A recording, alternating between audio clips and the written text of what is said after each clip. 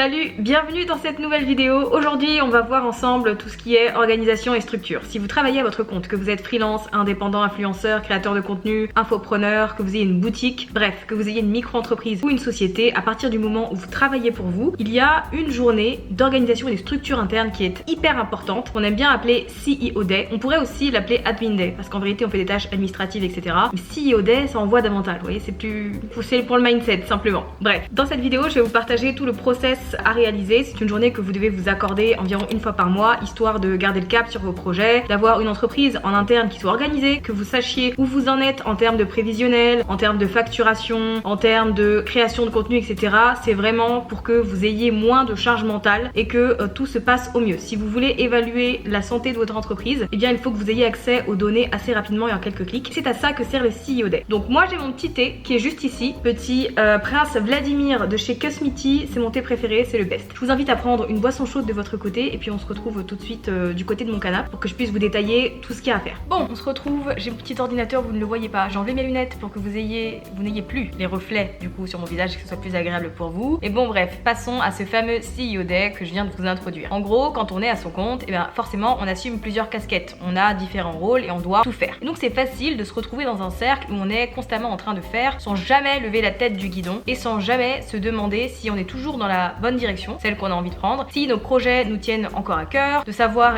quelle est la santé de notre entreprise, parce qu'au-delà du chiffre d'affaires, il est intéressant aussi de voir qui entre, sort, à quelle fréquence, pourquoi, etc. Et donc le CEO Day, c'est vraiment une journée dans votre semaine ou dans votre mois où vous allez pouvoir travailler sur votre business. Parce qu'habituellement, quand on n'a pas de CEO Day, ce qu'on a tendance à faire, c'est qu'on va mettre différents rendez-vous à différents moments, c'est-à-dire qu'un lundi, on va caler un peu de compta, le mardi, on va mettre, je sais pas, des rendez-vous perso, le jeudi, on va peut-être faire le point sur les finances et avoir une idée globale du chiffre d'affaires qui a été encaissé, etc., etc. En fait, avec le CEO Day, vous regroupez tout dans la même journée et ça devient une véritable routine. Genre, vous le planifiez comme si c'était un rendez-vous hyper important avec quelqu'un. Donc, ce CEO Day, son objectif, c'est de vous aider à avoir plus de clarté sur les projets actuels, sur les projets à venir, sur votre activité. C'est également ce qui va vous permettre d'identifier ce qui nécessite des améliorations dans vos différentes stratégies. Puisque j'imagine que si vous êtes à votre compte, eh bien, vous mettez en place différentes actions, différentes stratégies de contenu pour faire en sorte de trouver des clients et donc de gagner de l'argent. Donc ce CEO Day, il va vous aider à voir si ce que vous faites actuellement et depuis quelques mois, c'est la bonne idée ou si au contraire ça n'apporte pas de résultats et dans ce cas-là, autant changer. Et enfin, c'est ce qui va vous aider à garder vos objectifs en tête et de faire les choses avec beaucoup plus d'intention et de laisser moins de chance, en tout cas le moins de chance possible au hasard. Peu importe le chiffre d'affaires que vous faites rentrer aujourd'hui, à partir du moment où vous avez une activité, vous avez besoin de ce type de journée. C'est pas juste réservé aux entrepreneurs qui font des millions, voire des centaines de milliers de chiffres d'affaires. À partir du moment où vous êtes responsable d'une structure, vous avez besoin d'assumer cette casquette de chef d'entreprise. Et c'est pour ça aussi que j'aime bien ce terme de CEO Day plutôt que d'Admin Day, parce que ça permet de prendre conscience de ses responsabilités et surtout d'assumer sa position. Je vous fais quand même un petit disclaimer. Ce que je vais vous dire dans cette vidéo, c'est mon process à moi. Ça ne veut pas dire que vous devez tout suivre à la lettre. Le but, c'est que vous preniez ce qui fait sens pour vous et ce que vous avez envie de faire, ce qui est important de faire plutôt, parce que parfois on n'a pas envie de faire des trucs mais on doit les faire, genre la compta. Mais qu'en gros, voilà, ce que je vous partage ici, c'est pas un mode d'emploi, c'est vraiment des idées que je vous balance et que vous pouvez adapter de votre côté puisque c'est vous qui prenez les décisions et qui êtes en mesure de savoir ce qui est le mieux pour vous et votre entreprise. La première chose à faire, c'est de ranger votre espace de travail, qu'il soit physique ou digital. Donc dans le physique, si vous avez des papiers, des courriers qui traînent, etc., ce dont vous n'avez pas besoin, vous le jetez. Ce qui doit être conservé, vous le mettez dans un classeur, dans un dossier et vous rangez ça dans un meuble. Si vous n'avez pas encore de dossier pour ranger vos papiers, allez vite acheter quelque chose. C'est hyper important de savoir où sont les documents parce que si vous arrivez à un truc administratif et que vous avez besoin d'un justificatif, vaut mieux que vous soyez en mesure de le trouver assez rapidement pour éviter tout stress. Donc rangez votre bureau, rangez votre espace de travail et faites en sorte qu'il n'y ait que ce dont vous ayez besoin. Et donc même chose pour votre ordinateur. Je peux pas vous expliquer à quel point je hais que le bureau de mon ordinateur soit chargé. Une de mes mauvaises habitudes avant, c'est que pour éviter que mon bureau d'ordinateur soit en bazar complet, je prenais tous les documents que je mettais dans un dossier à ranger. Donc comme ça, j'avais plus qu'un seul dossier sur mon bureau et ça m'allait très bien. Cependant, ce dossier à ranger n'était jamais rangé. Donc maintenant je profite de mes CEO Day pour ranger tous les documents qui se trouvent, ce qui doit être conservé, ça va sur le drive, ce qui doit être supprimé parce que c'est des captures d'écran d'XY, c'est poubelle, bref, on fait le tri. Même chose pour le dossier de téléchargement et ça, on se regarde là, dans les yeux dans les yeux. Faites pas genre votre dossier de téléchargement il est vide. On sait tous les deux que ce truc-là, c'est le plus bordélique d'un ordinateur. Si vous voulez gagner de l'espace, si vous voulez que votre ordinateur fonctionne de manière un peu plus fluide, etc., en fait, il faut faire le tri. Il faut trier, enlever ce qui ne vous sert plus, les zips que vous avez ouverts, les dossiers vides, etc.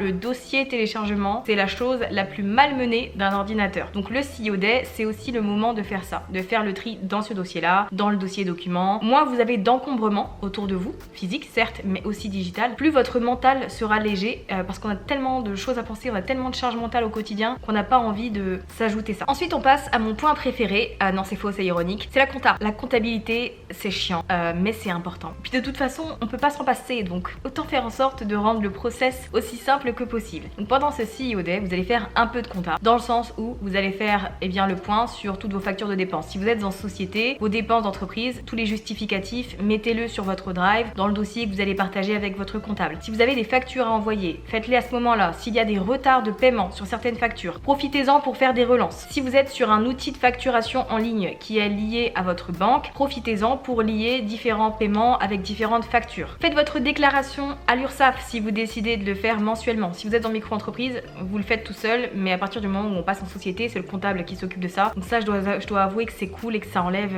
c'est un petit caillou dans la mare de la compta, on est d'accord, hein, mais c'est déjà ça, on va pas cracher dessus. Ça me permet d'embrayer sur le point numéro 3 qui est les finances. En tant que chef d'entreprise, vous devez savoir ce qui rentre et ce qui sort de votre société. Si c'est pas encore fait, je vous recommande d'avoir un tableau de bord qui répertorie vos différentes sources de revenus pour chaque mois, ainsi que toutes les dépenses. Par exemple, vous avez gagné tant avec la vente de tel produit, vous avez gagné tant avec la vente par affiliation, vous avez gagné tant avec telle chose, vous avez dépensé tant en outils de gestion de site internet. En fait, l'idée, c'est de répertorier sur chaque mois quelles sont vos dépenses et vos sources de revenus pour que vous ayez une idée de si vous prenez les bonnes décisions ou pas. Et forcément, si vous avez des outils qui sont récurrents, si vous utilisez des outils digitaux, etc., faites le point, est-ce qu'ils vous servent encore? Si oui, tant mieux, gardez-les et que ça vous apporte des résultats et que c'est vraiment utile. Mais si au contraire, ce sont des outils qui ne vous servent pas tellement, vous vous rendez compte au final que vous ne les utilisez que très peu, mais dans ce cas-là, pourquoi pas arrêter l'abonnement? C'est bien aussi de savoir quel argent sort et de ne pas dépenser l'argent comme ça, parce qu'en général, ce qu'on a tendance à faire au début où on se lance dans l'entrepreneuriat, c'est qu'on regarde juste l'argent qu'il y a sur le compte bancaire. C'est quand même plus intéressant d'aller plus loin. Donc faites le point sur tous les outils, toutes les choses que vous dépensez. Est-ce qu'elles sont nécessaires? Est-ce qu'il y a des choses pour lesquelles il faut arrêter de dépenser de l'argent? Est-ce qu'il y a des choses qu'il faut garder, etc.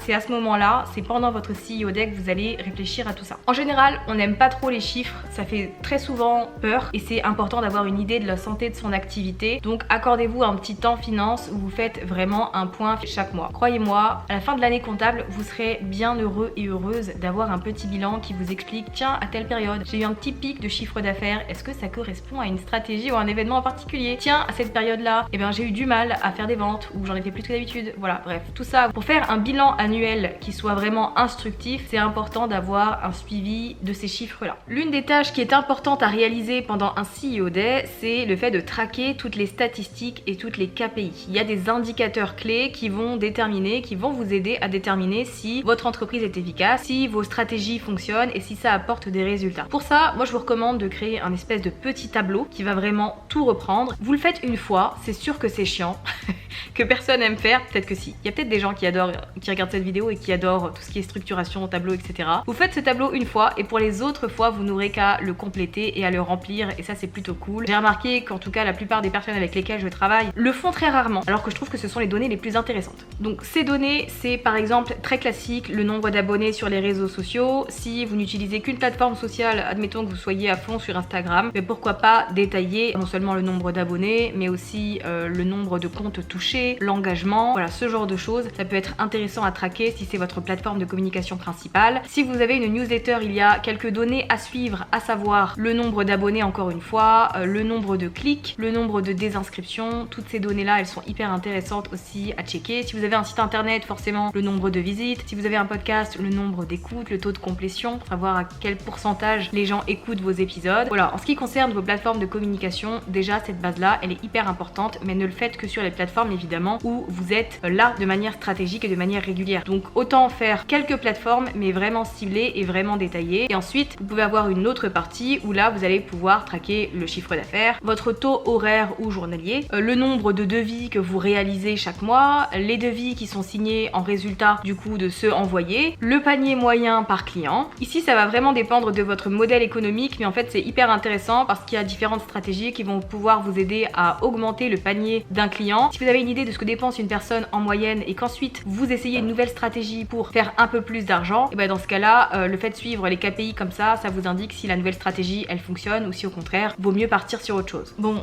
petit point lumière, je n'ai toujours pas investi dans des grosses lights, mais après cette vidéo je vais le faire tout de suite, je vous rassure, parce que là il fait sombre. Bienvenue en automne dans la partie haute de la France, c'est pas où. Mais bon, bref, continuons. Au-delà des statistiques, il y a également le fait de traquer les projets internes, les projets sur lesquels vous travaillez sur le moment, histoire de savoir si ça avance bien, si ça prend la trajectoire que vous avez envie que ça prenne. Parce qu'il est très facile de se lancer dans plein de nouvelles choses sans jamais terminer ce qui est démarré. Et le but avec le CEO Day, c'est de faire le point là-dessus et d'éviter de s'éparpiller. Ça peut être l'occasion de faire le point sur votre calendrier éditorial. Voilà, si vous prévoyez par exemple vos contenus sur Instagram au mois, et bien le CEO Day, il peut être là aussi pour ça. Vous pouvez prendre 1 heure ou 2 pour prévoir les contenus que vous allez produire sur le mois suivant. Si vous avez besoin de transférer certaines données, je vous donne un exemple. Pendant de nombreuses années, mes formations, mes cours en ligne étaient hébergés sur une plateforme qui s'appelle Kajabi. Et puis en début d'année 2023, j'ai décidé de partir sur Thrivecart. Et donc j'ai réservé plusieurs CEO Day du coup au transfert de toutes les données et de tout le contenu d'une plateforme à l'autre. Donc le fait de transvaser tout ce qui est leçons vidéo, les ressources pratiques, les titres, les vignettes, les visuels, les graphiques, bref, toutes ces choses-là, tous les transferts de données comme celui-là, bien ça peut être fait pendant un CEO Day.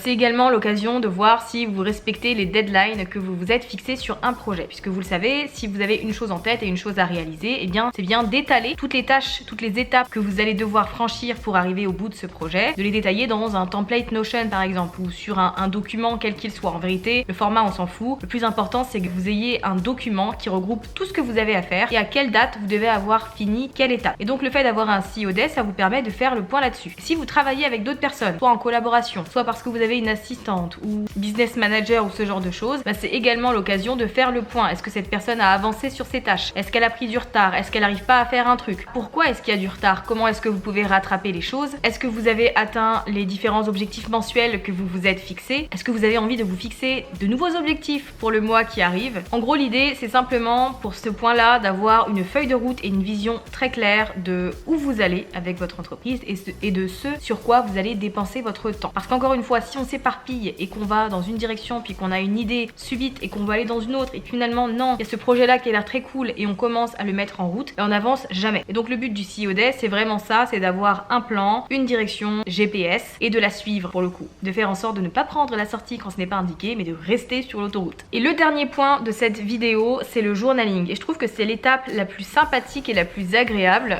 C'est sûr qu'à côté de la compta, c'est vraiment sympa, mais l'idée c'est de documenter en fait tout ce que vous vivez et tout ce que vous faites. Et le fait d'y accorder du temps dans votre CEO Day, ça vous permet quand vous faites le bilan, je sais pas, quelques mois plus tard, voire une année après, quand vous faites votre bilan annuel, eh bien vous avez une idée de comment vous vous sentiez au mois d'avril 2023. Alors que si on vous le demande là, vous n'êtes pas en mesure de dire bah, je me suis sentie de telle façon, j'ai rencontré telle difficulté. Vous pouvez forcément dire j'ai travaillé sur tel projet, quoique parfois c'est dur de resituer dans le temps. Et en fait quand on fait du journaling comme ça, et quand on prend le temps juste de noter quelques lignes pour faire le point sur la semaine qui est passée, ou sur le mois d'ailleurs, ça dépend de quand vous faites vos CEO Day, eh bien c'est un moyen de garder une trace de tout ce que vous accomplissez et de tout ce que vous avez parcouru. Franchement, je trouve que c'est un exercice très très sympa que de revenir dessus et de se rendre compte à quel point on évolue quand nous, avec notre vision et notre position, on a l'impression qu'on est toujours la même personne et qu'on est toujours au même point et qu'on prend pas conscience de tout ce qui s'est passé depuis la dernière fois. Donc les questions sur lesquelles vous pouvez travailler pour cet exercice de journaling, eh bien c'est par exemple ce sur quoi vous avez travaillé sur le mois qui s'est écoulé. C'est également l'occasion de parler de ce que vous avez appris de nouveau. Peut-être que vous avez mis en place une nouvelle stratégie, peut-être que vous avez suivi une formation pour apprendre une nouvelle compétence. Tout ça, c'est intéressant de le documenter. Est-ce que vous vous êtes rendu compte que vous commettiez une erreur en particulier? Est-ce que vous vous êtes rendu compte que vous aviez un besoin spécifique? Par exemple, le besoin de déléguer ou le besoin de travailler sur une stratégie ou d'améliorer un certain point de votre activité. Est-ce que vous avez rencontré différents challenges? Comment est-ce que vous vous êtes senti sur tout ce mois? Est-ce qu'il y a eu des périodes creuses, des périodes difficiles? Pourquoi? Comment vous êtes senti? Et au contraire, est-ce qu'il y a eu des moments très cool et dont vous êtes fiers? Et qu'est-ce qui s'est passé? Racontez un peu tout ça. Mais pour le coup, quand je dis exercice de journaling, mettez vraiment ce que vous pensez, puisque de toute façon, il n'y a que vous qui allez lire ces textes-là. Je trouve que cet exercice de journaling, c'est ce qu'il y a de plus intéressant et de plus enrichissant quand on travaille pour soi. On est arrivé à la fin de cette vidéo. J'espère qu'elle vous a plu. Si vous avez la moindre question, n'hésitez pas à la mettre dans les commentaires. À bientôt.